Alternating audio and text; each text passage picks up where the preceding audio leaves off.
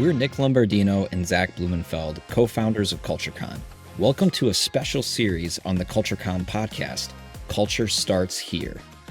This content series is brought to you in partnership with our friends at Advisa, a Midwest-based consultancy helping CEOs, HR leaders, and managers transform workplace culture. In each episode, Advisa CEO Heather Haas and leadership consultant BJ McKay dive into practical ways to initiate and sustain the culture you need to drive growth and success at your organization. The Culture Starts Here series starts now.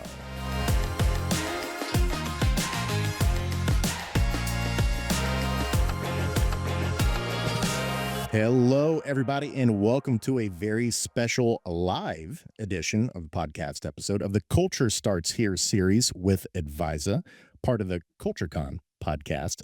We have got an incredible episode for you today. And before we go there with the topic, let's introduce the familiar voices on this show, Heather Haas and BJ McKay. Welcome to your own show, Heather and BJ. Thank you. This is great to have you guiding us and leading the way for us, Jason. You've previously done 8 stellar episodes in this series that have really led up to this really big topic we're covering today, which is to lead as human. And I tell you, it feels like with everything that has shifted in terms of a lot of rollouts with AI models and how it's being used in business, this concept of to lead as human feels very timely to be discussing today. So let's kick off with that. Heather, let's start with you. To lead as human, that's really big. What does that mean to you right now? Well, I mean, as you teed it up, there's so much chatter out there about AI. There's so much that we're all sick of it, of hearing about it and wondering about it. And even some of us are even tired from trying to use it. I think for us at Advisa, because our roots and everything we do is focused on helping leaders be more effective, we've been really contemplating the question, what is uniquely human that AI cannot replace about leadership? So the title of this podcast is our point of view, if you will, that leadership cannot be wholly usurped by technology. There's still an element of human beings interacting with other human beings in a way that builds connection and creates relationship. And we don't think that's ever going to go away, even as leaders are using AI, even as technology continues to occupy greater space in the world and in our companies. It just raises the bar for how we have to show up with more humanity as leaders. And BJ, how about you? What does it bring to mind for you, this topic? In my mind, if you look back, like over the course of history, like millions of years of human history, what it is to be a leader, like this is ancient. This is in our like DNA as human beings. And so when you think about everything that's like uniquely human, think back on all of human history of like what leadership looked like and what brought us here. And I'd challenge anybody to even think about, and I do as well, what's the most impactful things in my life? What are the things that get me out of bed in the morning? What are the things that bring me the most joy when I look at my lowest moments or my proudest moments? And it's always with other people. It's not a trip that I took. It's not even like the challenging times. Yeah, that was it. But who was with me? It's a first and last name. It's these people. And that thing is going to persevere as long as there are human beings. So there is a place for us. There's a place for leadership. And I think that that's what we tend to tie into at Advisa as we're working with leaders in terms of that level of self-awareness. Who are you and who are you to other people? That stays fully intact no matter what happens with AI. Absolutely. With all the questions swirling around the connection piece, I think you're starting to see more people starting to have some reactions and maybe even a little pushback against AI that we haven't seen so far, to say like, we need to slow down. We need to be more thoughtful and careful in terms of how we're using this. We need to use our human judgment to understand these are the ways we're going to use it in business, not use it in business. In the conversations that you're having with business leaders right now, are they weighing some of those same challenges of trying to figure out what should we be doing? What should we be staying away from? Are we going too fast? Are they weighing some of these questions? Yes, it's what could we be doing? What should we be doing? And I think what's overwhelmingly clear to to us who are trying to support leaders with all of our work with our clients is that there's a tremendous lack of clarity right now.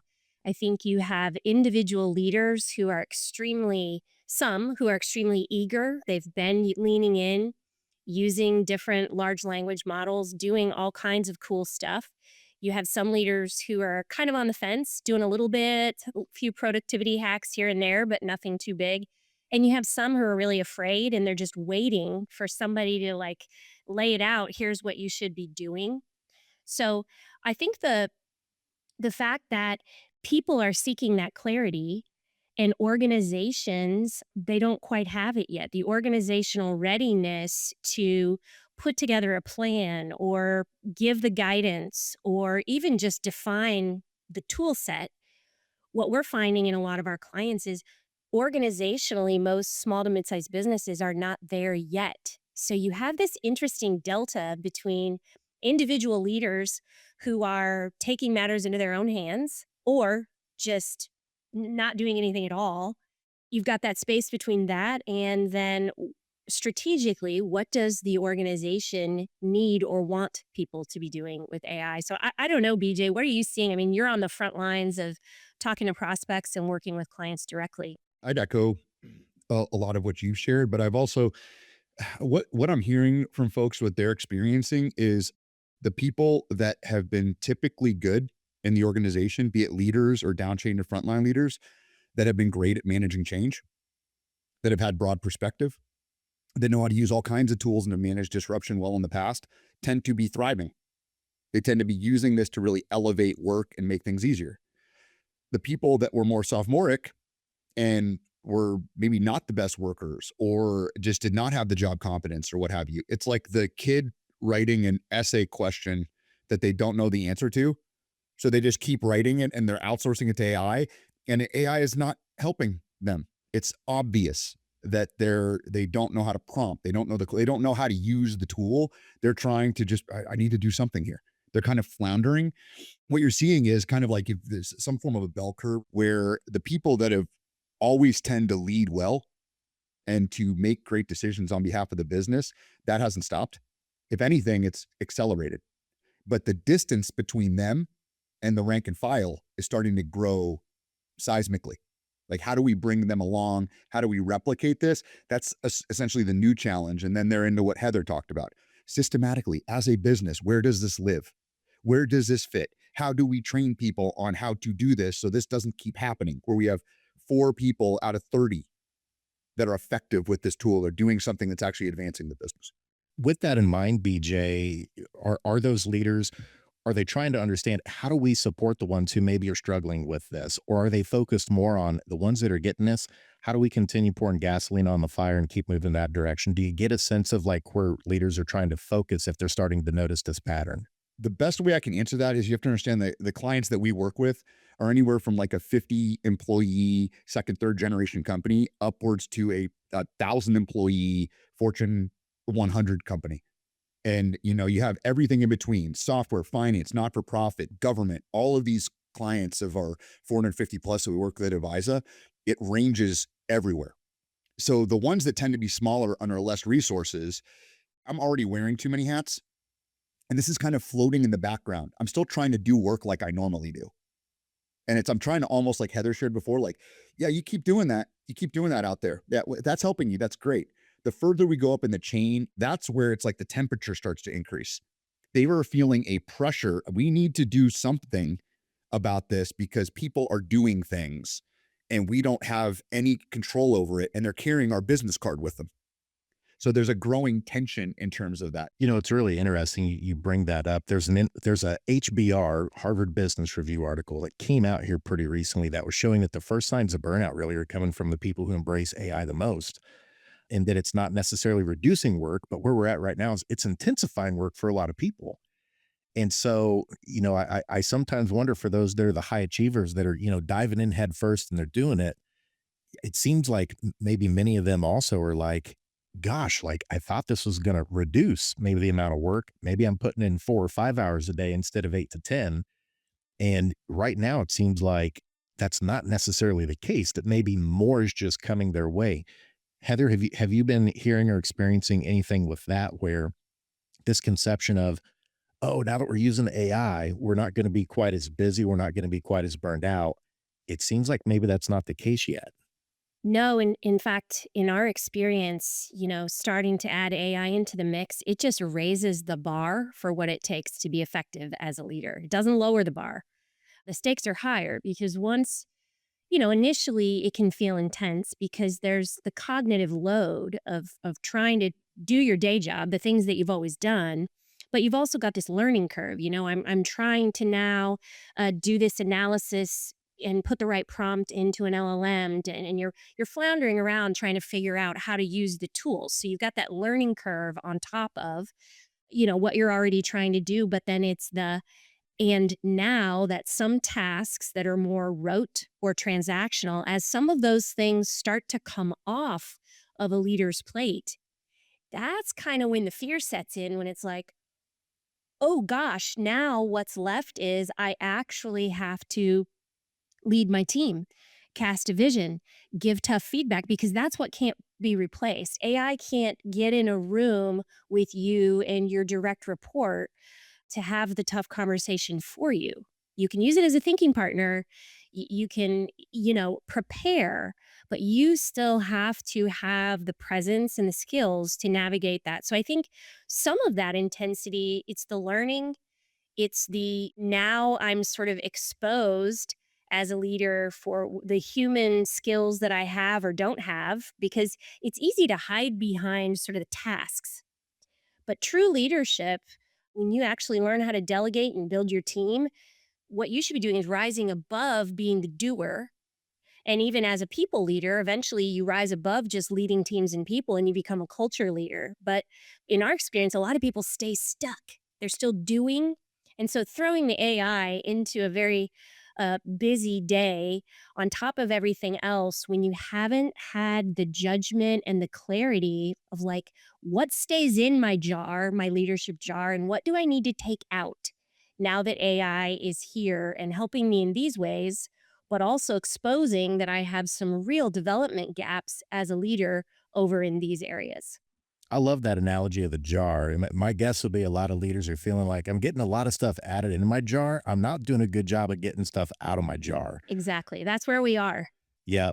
And you brought up the human skills, and McKinsey put some stuff out there too that was really interesting. Their 25 analysis was saying that the skills that are growing the fastest that are needed for leaders this decade are communication, collaboration, and creativity.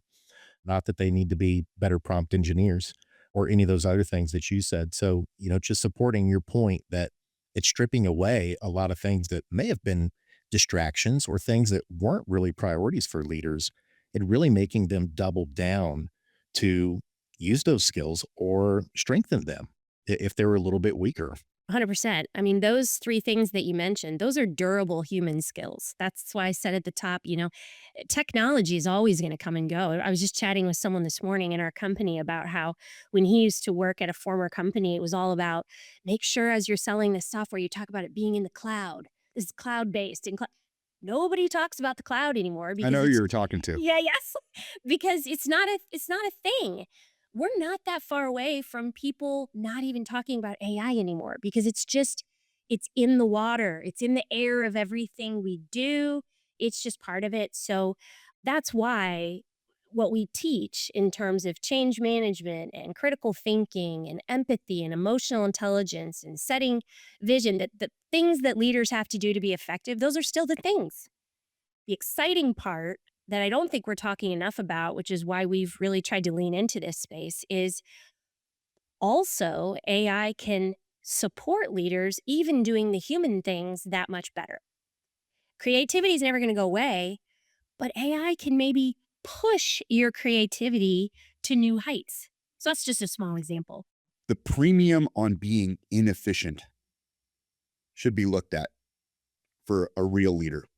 Going out of their way to be inefficient, to make a trip to see somebody, to pause, to get with somebody and say, hey, let's just have this out for not an hour meeting, because that's what Outlook says a meeting should be, but really just being inefficient, like doing things outside of the technology to open space for that. And if you're a leader listening to this right now, how's that going? Because all of these are activity creators and we're getting stuff done. And it might be a thinking partner if you're even using it well. But that should lead into a long series of pauses that rarely get programmed in and are religiously protected in your calendar, in your day, week, or month. And I think there's more of a premium now of like, where am I showing up physically in time and space for people? Because it's expensive. And I have a CEO of a larger healthcare company that's geographically distributed. And one of the most impactful things that they've done in recent years is to be sending out their key leaders, the CFO, the COO, the C everything, out to these far-reaching places. And they're like, what should we do when we're out there? I'm like, just be there and do what you were going to do anyway. There's a premium on that because everyone's, I'm busy. And one other like fine point that kind of ties in what Heather was talking about as well is if you're a leader wrestling with this right now, I would have you look strongly at those feelings in your guts of anxiety, worry, doubt, imposter syndrome, all of those things, and don't fill it with activity to avoid it. Those are signals telling you something. And you need to rest with those. And people in general, especially in America, we don't have time to rest with those and think what those mean. We need to get stuff done. And that's where the leader has to be like, whoa, I need to just understand what's going on here because people are expecting things from me. And this culture is going to be measured out by my behavior and how I respond to not only this, but everything else. That is so good, BJ. That the premium of inefficiency. I love that term. I think you should trademark that. Yeah. I love being inefficient. I could be a master. I love it. I love it. But you touch on something that we're starting to see that is becoming really important in the marketplace. And it's this IRL that you're touching on in real life is so important. I don't think many of us in the future are going to want to go to AI concerts. Maybe we will. Who knows? But like, I know for me, like I want to go and I want to see the actual artist perform and go for the experience. And this concept of in real life is really important for leaders to be spending that time. And the other thing too is to remember the studies so far are showing us the more that we have AI do things for us, there is an atrophy of that skill. Anthropic itself, just this month, their February 2026 report showed typically it's about a 17% loss in how proficient you are with that skill if you lean into AI doing it for you. And so there's trade-offs that you have to consider too as a leader, don't you? Don't you have to, Heather? Oh, without a doubt. I mean, I think I've read and seen it called, AI brain rot, that you can over rely on these things such that the synapses in your brain there used to be a nice little track woven in there for you to do, I don't know, summarizing a meeting into your own voice and bullet points to send to your team, which now AI does that for you. The cognitive processing that goes into reading a room and blending that in with whatever data, if you're not using your brain, you're losing some of the sensory inputs that can be so important to weave into whatever data and analysis that AI can be helping you with. So I think it's really critical. And then that's really, as we're locking arms with leaders in this time and space, trying to help them discern for themselves, what are your natural strengths? What's your superpower as a leader? And how do you make sure that when you put on the AI Iron Man suit, it's helping you do the things that get in the way of your superpower and that are creating friction for moving the work forward with your team? Let AI help you with that.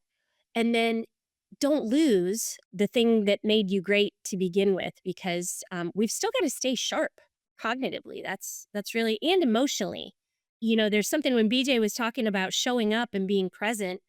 The reason that's so important is because we're neurobiologically wired for connection. That's how we're made. And so the hormone oxytocin and dopamine and the endorphins that go off inside of us when we're at a concert versus just listening to Spotify, or when BJ and I are having a one-on-one over lunch versus just looking at each other in a little box on Zoom. That stuff is real. And that's why it's so critical that we don't lose that. That's the to lead is human part. Heather, what you shared there reminded me of some research that Adam Grant summarized just in the last year around as human beings, do we develop, retain, and then apply information better if we take handwritten notes versus if we're just typing notes? It's better if you're writing. Yeah. Well, I mean, I'm a former educator, so learning theory and how kids learn, there is a tactile kinesthetic part of learning. And for different people, it's more important than others. But for some people, the handwriting things, I'm kind of one of them. I love to take notes. Once I take notes and write it down, it's here. Other people, though, it's very auditory. They just need to hear it. Writing is a distraction or typing is a distraction. So that's what I mean about that self-awareness for leaders is so key. How do you best learn? And how do you make sure AI isn't stripping that away in the name of efficiency or productivity? There's unintended consequences. Rolling back just a little bit about thinking on your own and doing things on your own. And if you evaluate your own life, when you grew the most, you were the most uncomfortable. You've experienced stress, maybe even frustration as you're trying to grasp a topic or you're trying to figure something out in a company meeting or you're doing an acquisition. It's just, it's hard and it's stressful. And it's like, I just want to avoid that. I always am more nervous when I'm working or coaching somebody when they're too comfortable, when they're just nodding their heads. Because the human body, it's like, it wants to not burn calories. It doesn't want to use energy. So your natural flow Yep. is going to be into that valley. So when you're thinking, oh, this is really going great, I'm like, are you leading a company or what are you doing here? Because if it's all great, there's probably some big blind spots emerging that you're going to miss there when those things happen. And then one other finer point at the organizational level, the ones that have dusty, unused, and unsupported mission, vision, values, and then leadership capabilities that roll up to those, they're going to struggle the most with this or any change. Because what are we even doing here? What are we trying to advance and how do we work? If you haven't defined any of those things, AI or any disruptive anything, including competitors, you are extremely exposed there. And that's something that only you can do if you're on that leadership team of an organization. So what I just heard from that part is leaders, there's no shortcut to leadership, even though AI is here now. And even though you may be getting the dopamine hits of like, I'm using this every day, I'm plugging in questions, it's solving it for me. Eventually, there's going to be a cost to that, either in terms of potentially a mistake being made, an atrophy of skills that you need to be, to BJ's point, you need to be struggling with. You need to be struggling with that tension to actually develop and learn the skill yourself as a leader. It comes at a cost. And to both of your points, it really does feel like right now we're just kind of in this craze where you hop on LinkedIn. I don't know if your feed is like this, but my feed is about all these people. Look at all these wonderful things that I'm doing with AI. And I think it creates for a lot of us, if that's your feed, of like, I got to keep up. We got to go faster. I got to do more. And slowing down and understanding this is not a sprint that you're trying to win a 100-meter dash. Like this is a marathon. This is, you want to understand trade-offs. You want to understand it at a very deep cognitive level in terms of what does this mean for learning and development in our organization? What does it mean in terms of how we're having feedback conversations? Like you said, it has real impacts, but it feels like right now it's really easy to get caught up in the keeping up with the Joneses with this. And for leaders to be like, I feel like we're falling behind. We got to go. We got to adopt more. We got to adopt faster. And what I'm hearing both of you say is sometimes you need to slow down. You need to ask some really big, important questions before you're jumping in. Yeah. There's a Bo Dean song. I think the title is Go Slow Down. That, sometimes you have to go slow to go fast. So, in that part of the slowing down that I'm pretty passionate about is organizations need to remember that the entire world has, changed on its axis with AI sweeping in to how we work and the world economy and all of that. And as the world changes, as the workplace shifts dramatically, we overlook that we aren't helping leaders retool, reskill, and giving them a beat to catch up, like you said, so that they're not feeling behind or overwhelmed or uncertain. And that's why I think this is such an opportune time for organizations to really pause and say, what is the implication for our business of AI coming in? And what does that mean for our leaders? And clarifying what does it mean for our leaders is so huge because your leaders are the bellwether for the culture of the organization. What they celebrate, what they tolerate, what they are talking to their team members about, that becomes the culture of the organization. So if we can give them some development and give them an opportunity to learn new skills, but also create that vision and that game plan for how specifically is AI impacting our company, our customers, and our go to market. Now you've got leaders who can confidently bring their people through the implementation dip of change. But what I see is companies are rushing to do cool things with AI and they're leaving leaders in the dust. And I think leaders deserve better than that. I think they are our best hope for helping organizations stay competitive and retain great people in the midst of all this tumult and transformation. You brought up values there, Heather. I think it's great to point back to those because I just have to wonder if the organizations that are moving through this very quickly to stand things up and deploy and embed it throughout not only the way they operate as a business, but how they're working with their clients and partners. Have you taken time to understand where it may bump up against your values, the tension that that's going to create in certain moments? And when that happens, how are you going to respond? It just feels like we're going so quickly. And I think we have to temper that with good judgment and wisdom and discernment to slow down and say, just because it feels like all around us, there's a mad rush to go, go, go, go, go. You put it beautifully, Heather. You've got to slow down to go fast later. And it feels like that's what we need to be doing more of right now. Yeah.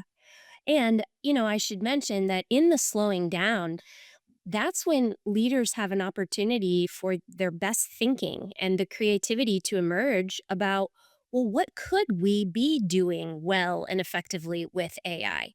We need the time in the room with our contemporaries and our other leaders that we work with to be thoughtful and have some thoughts because there's also a lot of blue sky opportunity. The AI does have the potential to dramatically transform how we do work. And some of that is very exciting, but we first need to think through it before we just dive into it. None of us are logging into our MySpace account right now, are we? When that hurry to be first, you only have to do a quick history lesson to figure out the people that are first aren't usually even the winners in almost anything. So there is that tempering that you have to think about, like how quick should we go? Should we be aware? Of course. But where does it fit into our business strategy? Where does this fit with our people? What are we positioned for? What are we not positioned for? I mean, I have clients that like they don't not only do not have an ATS or HRIS system, they like still transitioning from paper. It's like their approach to AI might be a little different, like than an advanced technology company or a financial software company. So it's just where are we and what are we trying to accomplish here? And how first do we need to be given the competitive landscape and the customers that we serve? And one other caveat in that too, when you're thinking about speed too, and back up to the leadership level that Heather was referencing, is if you want to make a bet that is almost always right, solving a customer's problem, solving an employee's problem is not why people are talking to you, although it's the premise. What people want to feel is heard and understood. Heard and understood. So if you're not doing that on the customer service front, within your employee ranks, within your leadership ranks, it doesn't matter what you do with AI. You're going to lose people. It's not going to work. You're going to lose customers. Well, we're all efficient and the chat works really, really great. The chat didn't hear me and see me and say, yeah, that's really hard. It might say that, but come on, I know that wasn't a real person on the other end. It's way different when you have that human connection. That's so good. So leaders really need to be thinking through that lens of your value proposition too, of like, everyone can go fast with AI and do those things, but it's like how you connect with it. Is there a level of trust there that, hey, we've been through so much together. We've always been there for you and you can count on us that we're going to solve this for you and do right by you if mistakes happen. It's like that foundational level of trust is always going to be human, or it should be. I know I would not want to be negotiating contracts just strictly with an AI without another human on the end, when it comes to what you're doing in business, or even with just how I use it personally, being careful with the information you share. So that's a great point, BJ, about, the importance of the human trust element is so big. It's interesting. And BJ, you may remember years ago as a company, we read a book called Trust and Betrayal in the Workplace. Because we were, trust building, as you said, Jason, it's a really important part of teamwork. But one of the biggest takeaways from that book is that there's three elements of trust: character trust, communication trust, and competence trust. And I've been thinking about that because I think when the book was written, it's about human beings building trust with each other. But as I use, the large language models that I go to for certain things, I've developed a high degree of competence trust with my little instance of ChatGPT. I mean, I've been using it long enough and it's doing some things for me. And I'm like, okay, this, I can trust this thing is going to do good work. I mean, I can't just, I have still to check it, all of that. But the thing that's, I think, harder to trust about AI is the character piece. That's the piece of I trust someone's values, their intentions, their motives. I understand what morality, moral code, or ethical framework that I'm interacting with. That's a little more obscure as you're interacting with AI. And that's why you've got to have human beings surrounding it to really ensure that whatever is designed in to these agents is pulling from a bank of business ethics, organizational values, etc., that feel right and good for who we are and what we do. Because a lot of organizations, they're not customizing, a private instance. You've got a lot of leaders out there using public models. You got a lot of leaders out there who don't even know that unless you tell it to challenge your perspective, it's generally going to tell you what it's learning you like to hear.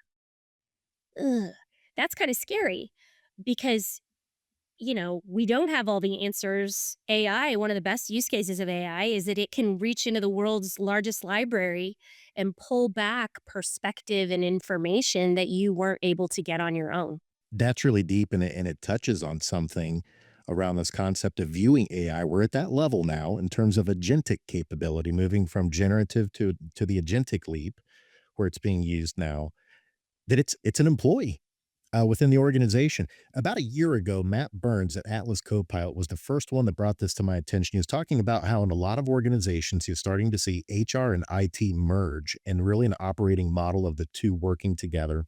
And he said one of the first use cases is making sure if you go the agentic direction with the integration of AI in your business, you got to make sure that it's up with the mission, vision, and values, how it comports itself, how it collaborates with others, how it answers questions. It's got to be trained and onboarded in those ways, just like your human team members that you bring on. And that blew my mind a year ago when he mentioned that. And now it feels like here we are, to your point, Heather, that these are things that we need to start doing.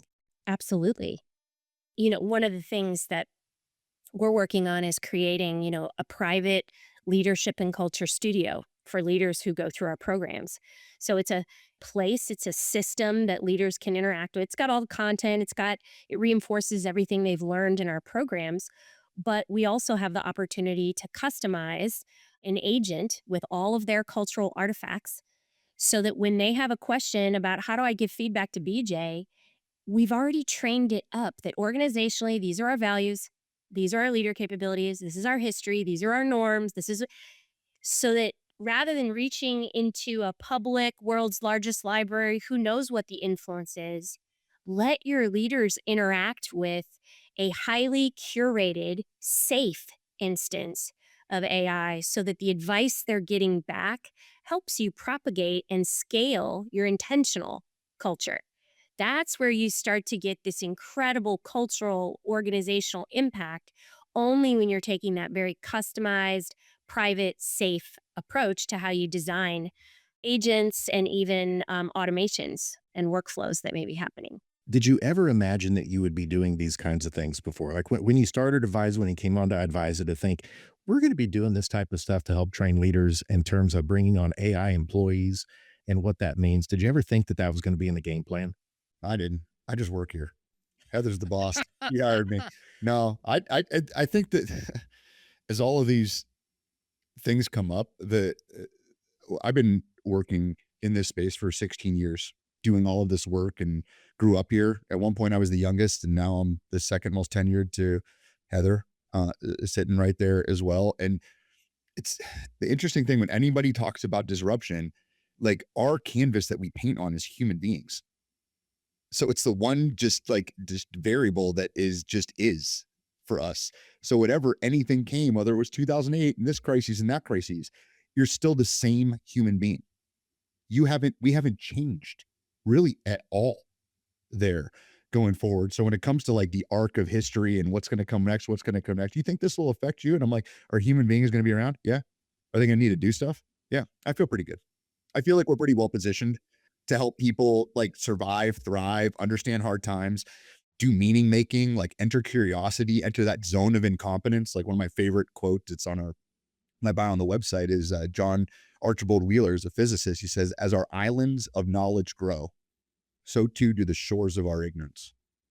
And it's the real leader that can they're looking at their cool island and I built that, look how great it is. Turn around to an infinite abyss of what you don't know. How much courage do you have to go step in there where you feel incompetent? You're a charlatan. I don't belong here. I don't know what's going to happen. There might be something dangerous in there. It could hurt me. That's leader work right there. Like Heather's doing that on behalf of our company. And I pray that most presidents and CEOs and partners and founders are being that courageous person, which means I am scared and I don't know, yet I still need to stare at this. I still need to look at this and move toward that. So in my 16 years, it's the same narrative when it comes to the human being, the human body, the chemicals moving inside of us. That's the variable that doesn't tend to move. That's been my perspective. And I would say to leaders, you just heard those things from BJ, that should give you solace. I love that litmus test, BJ, of like, are humans going to be needed? Yes. Are we going to need to be doing things? Yes. So don't stress about so much about the things that are changing or feeling like you're falling behind. Like there is a future where this is going to work out. Is it a lot to deal with right now because of how fast it's happening? Yes.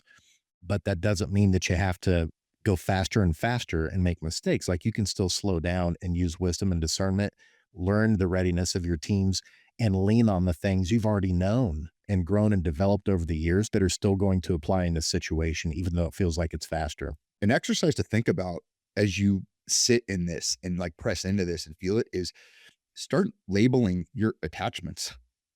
Like, what are you so afraid of losing? Really? Like, what's important to you? Like, what are you so, and once you start naming those things that you have the kung fu grip on about my work, about a relationship or work, about a project, it could be as little or as large, you start to see more clearly where the real attack vectors are. Where's the real threat to me?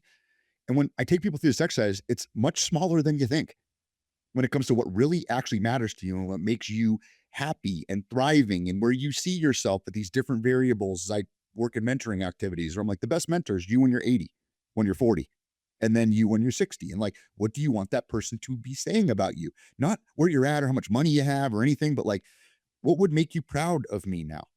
If you're a leader trying to figure out who am I and who are we with this. And if you look at the attack, now all of a sudden you can name them for your business too. But if you haven't done the homework yourself, you haven't leaned in yourself, you're walking out pretty exposed because you're not going to be credible. You haven't come out there with vulnerability and say, hey, I'm really struggling with this. And here's the parts I'm struggling with, because everybody is. And to your point, that's one of those things you can't shortcut with AI. You can't be like, AI, tell me what my personal value should be. Like these are things you got to go through. It will. Yeah, that's right.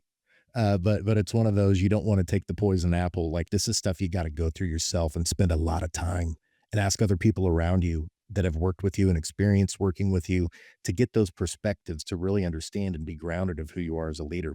We want to remind everyone, this is a live stream special episode of the Culture Starts Here series with Adviso with Heather Haas and BJ McKay on the CultureCon podcast. And as such, we've got a live audience with us, and that means we've got questions that are coming in. And so we want to take a look at some of those. So Heather and BJ, are you ready for some questions that are coming in from the audience? Let's go. I've gotten to ask a lot of my questions, so now let's let the audience hop in here too. So here's one of the questions. Are you seeing already high-performing leaders that BJ mentioned earlier using AI to allow more human connection, being more authentically present, and give more attention to their team members? Are you seeing those high performing leaders that you mentioned kind of to kick things off, BJ, using AI to allow more human connection, being more authentically present, and give more attention to their team members? Yeah, thanks for the question. And it goes back to my intention.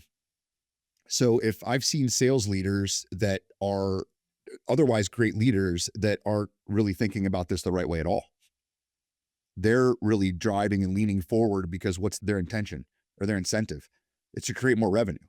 And no one rolls over to the next quarter. We're going to expect less in this quarter. You guys worked hard last year. We're going to lower the quotas next year. Like, that's just not happening. So in those, they're incentivized for like speed. We got to move up. We got to keep up.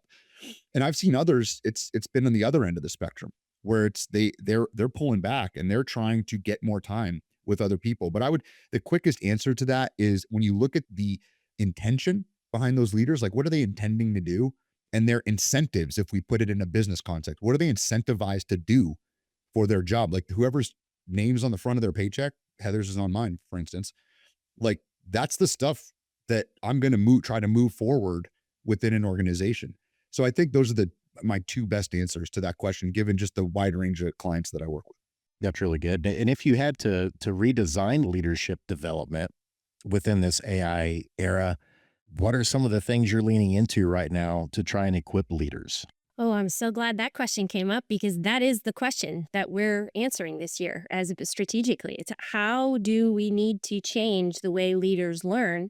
In fact, our vision is to revolutionize the way leaders lead and cultures thrive. So, one of the things that we're doing is just naming the reality that content is a commodity. No longer is leadership development about what you're teaching them. Nobody needs to spend time in a room with other leaders in an in person or even virtual learning cohort to get content. You can go get it. Any content you want is at your fingertips. So it's really about learning transfer. How do we make sure that people are getting the brass tacks of how to give feedback, how to manage change, how to do a one-on-one, all the things leaders typically need to do?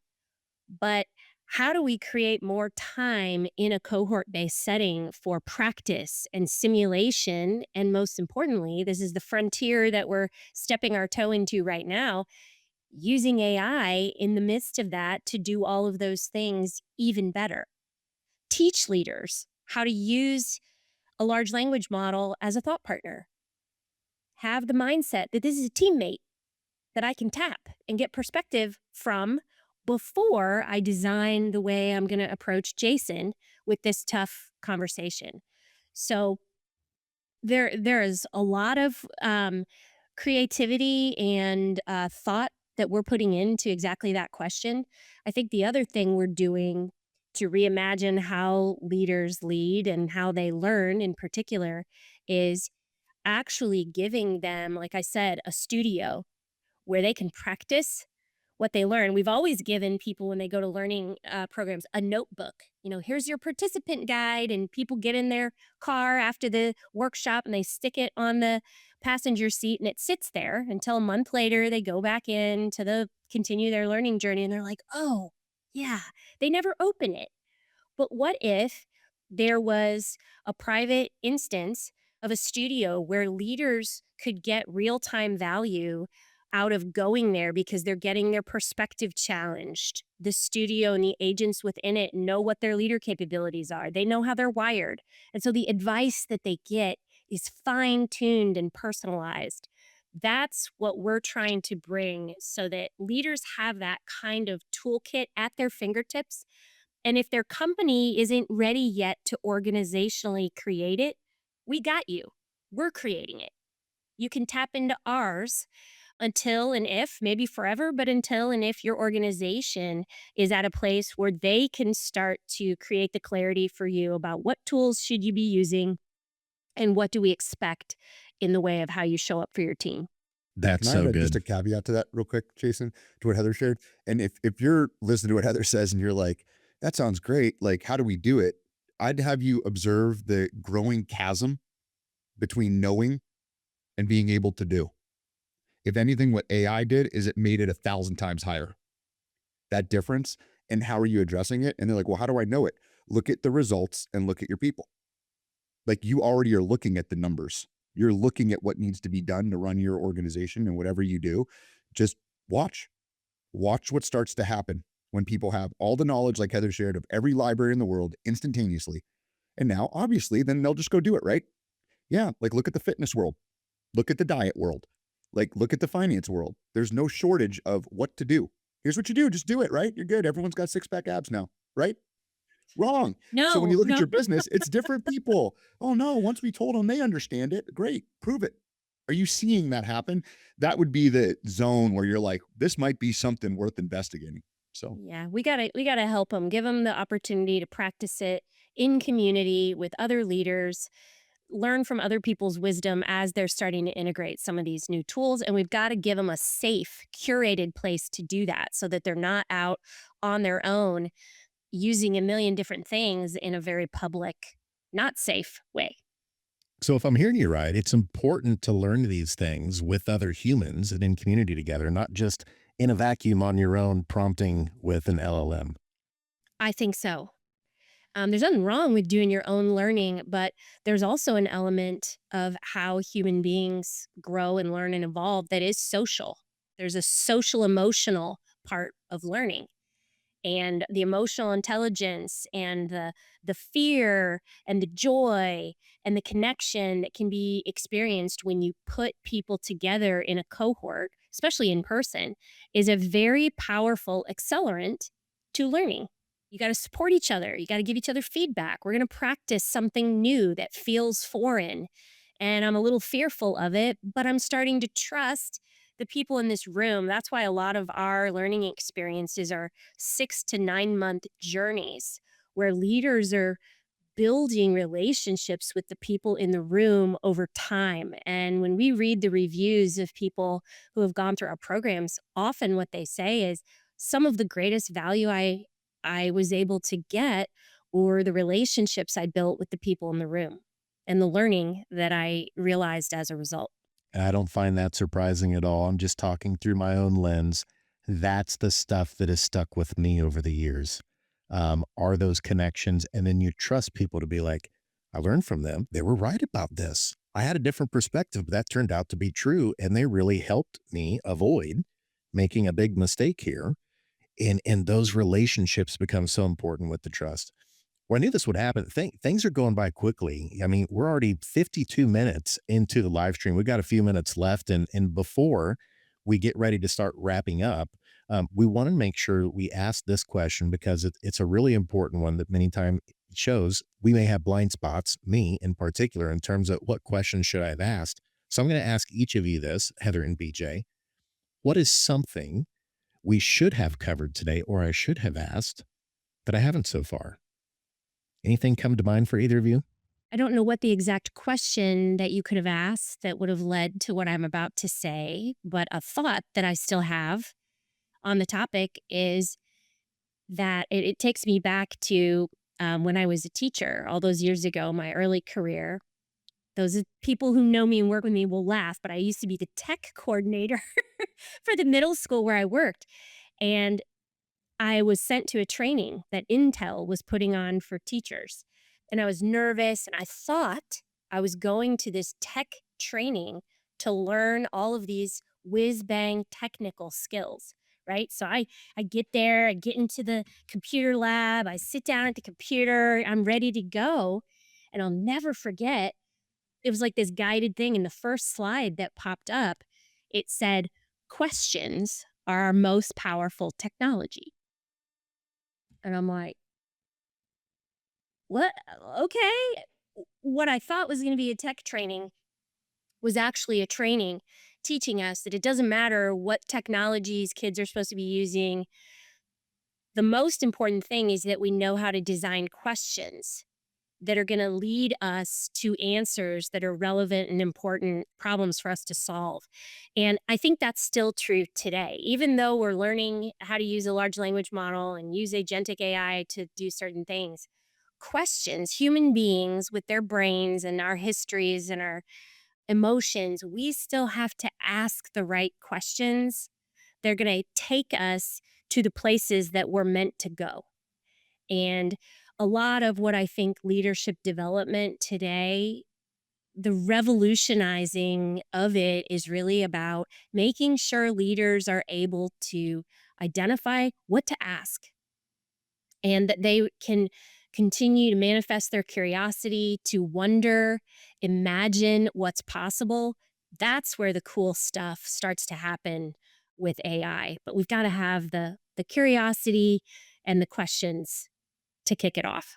Asking the right questions, so important to start with. Even as the technology advances and you can go faster, slow down and ask really good, important questions. I love that, Heather. How about for you, BJ? Anything else that comes to mind for you as we get ready to wrap up today? I think the question that maybe we could have asked or should ask and still can, that I'm going to go ahead and answer, and you can too. I love that. Tee it up, set up and spike. Is what question should we be asking? If I'm a leader, or I'm an employee or a frontline leader at a business listening to this, like, what should we be asking within our business to do anything with anything we talked about today? And the question that you should be asking is, what is uniquely human about what we do here? What is uniquely human about what we do here? I think that would be a extremely important inventory for any leader to take. That is perfect. What is uniquely human that we do here? Leaders, don't sweat it. We're all muddling through this. Don't think that the things that you've learned and gone through over the years are obsolete. They are obsolete now. Couldn't be further from the truth. Double down on those. Those human skills are critically important for how you lead now and moving into the future. Fostering human connection, figuring out what's authentically human, asking the right questions that are discerned and distilled through your wisdom and experiences and those of your team. Those things will never be less important because AI is here. They're now more important than they ever have been. And Heather and BJ have helped us understand that today. Heather and BJ, any other final, kind of send-offs here, places that you'd like folks to go to learn more about the work that you're doing with leaders around this stuff? Yeah, I mean, I've alluded to it, but we're going to be rolling out a new workshop called Leading with AI, the Human Advantage. So if this conversation has been intriguing for you or caught your attention in any way, there'll be a link in the show notes for you to go check out what that workshop is about, because we're getting a ton of interest and demand already. It's not only going to be engaging with that leadership and culture studio that I mentioned, a safe place to practice the skills, but there'll also be a lot of collaboration, perspective sharing, and you'll come away with some new mindsets, some very practical hands-on skills, and hopefully some new friends.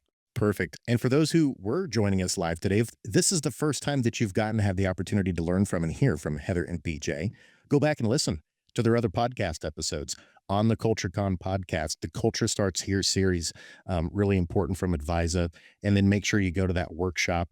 Go to advisa.com/AI and learn more. So Heather and BJ, thank you so much for letting me be on today and learn with you and share a lot of these important lessons for leaders as we're all figuring it out together as we go along. Thanks, Jason. This has been fun. Yep, same. Thank you so much, Jason. That's a wrap on this episode of the official CultureCon podcast. If you got something out of it, share it with a friend, a teammate, or a fellow culture geek.